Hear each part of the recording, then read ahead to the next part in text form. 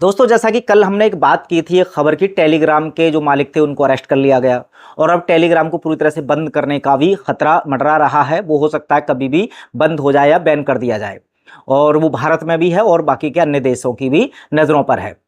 अब उसी बीच एक और खबर भारत की, जरा सुन लीजिए, खासकर भारत के जो उत्तर प्रदेश है, उत्तर प्रदेश के मुख्यमंत्री माननीय आदित्यनाथ योगी जी, उन्होंने अभी एक आदेश या एक विधेयक या एक नियम कह लीजिए इसको, वो लागू ऑलमोस्ट कर चुके हैं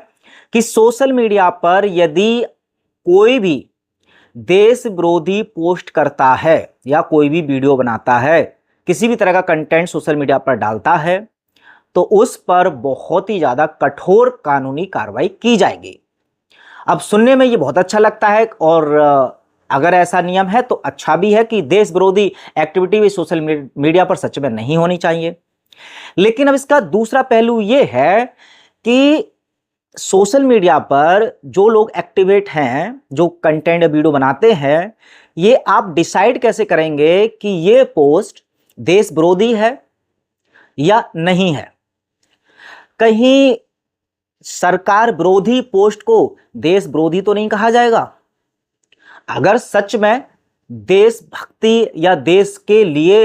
इस नियम को लाया जा रहा है तो सच में इसकी तारीफ होनी चाहिए।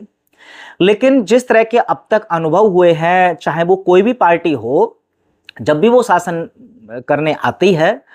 तो जो मौजूदा सरकार है उसके खिलाफ या उसकी गलत नीतियों के खिलाफ गलत बोलना भी देश के खिलाफ बोलने के बराबर बोल दिया जाता है। यानी आप किसी अगर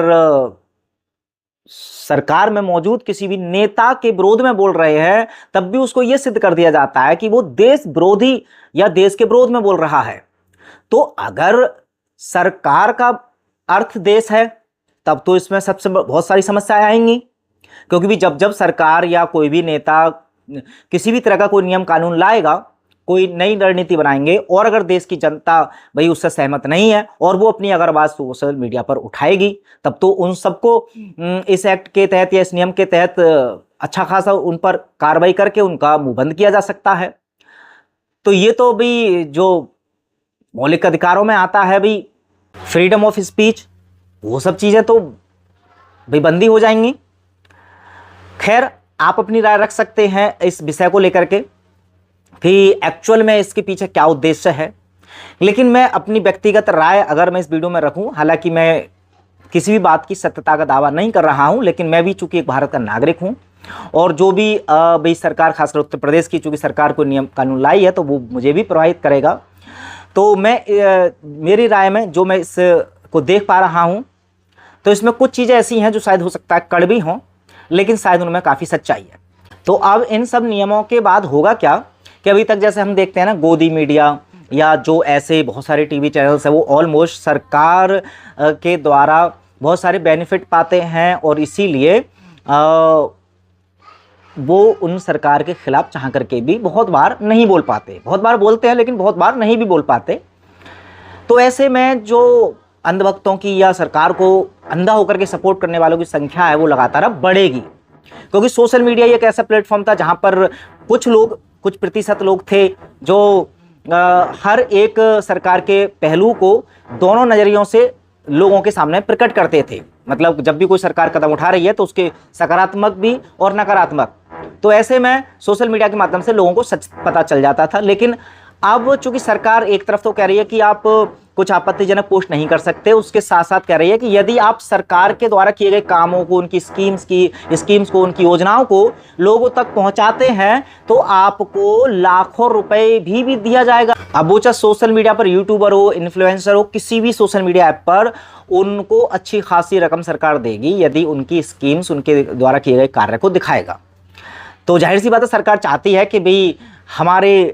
भाई जो काम है, हमारे किए गए कार्य जो अच्छे हैं उनको आप दिखाते रहिए, और फिर भाई हम आपको आर्थिक रूप से मदद भी भेजते रहेंगे। तो ऐसे में जाहिर सी बात है, जो सोशल मीडिया पर लोग अधिकतर, मतलब शायद कुछ % लोगों को छोड़ करके, अक्सर सबका प्राथमिक उद्देश्य सोशल मीडिया पर आकर के कंटेंट बना करके रुपया कमाना ही होता है, और उनका एक आय का स्रोत भी बन जाता है। ऑलमोस्ट जिनके अगर फॉलोवर्स हज़ारों में या लाखों में पहुँच जाते हैं, तो वो फुल टाइम, चूँकि जब सोशल मीडिया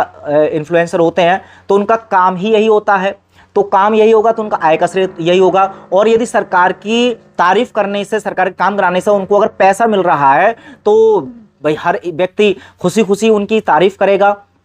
अब उसमें सच हो ना हो, लेकिन सरकार की तारीफ करके सरकार के द्वारा भाई एक तो सेफ्टी मिल रही है, क्योंकि उसको सेफ रखेगी सरकार, क्योंकि भाई उनकी बात बता रही है, ऊपर से उनको भाई पैसे भी मिल रहे हैं। तो ऐसे में जाहिर सी बात है कि ऐसे लोगों की संख्या बढ़ेगी, जो हो सकता है कि सरकार को केवल एक तरफा प्रेजेंट करे लोगों के सामने, यानी कि उनके सिर्फ सकारात्मक चीजें बताएं और नकारात्मक चीजों को वो छुपा ले।